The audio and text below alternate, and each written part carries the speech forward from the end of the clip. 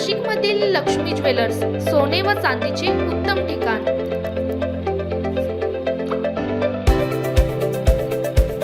ताज्या बातम्या बघण्यासाठी स्टार लोकशक्ती न्यूज चॅनलला सबस्क्राइब करा आणि बेल आयकॉनला प्रेस करा।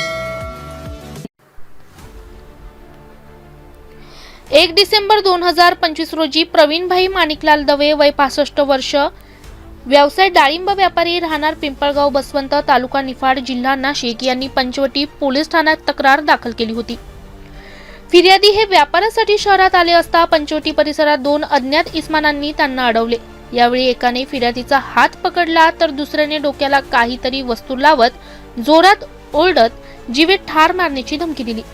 त्यानंतर धारधार वस्तूने फिर्यादीच्या बरगडीवर वार करून जबरी चोरी करण्यात आली।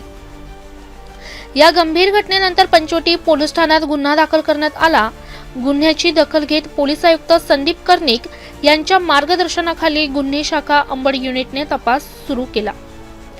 तांत्रिक विश्लेषण व गोपनीय माहितीच्या आधारे 26 वर्षीय आरोपी, राहणार चिंचखेड, शांतीनगर दुर्गामाता मंदिराजवळ, पिंपळगाव बसवंत याला अटक करण्यात आली।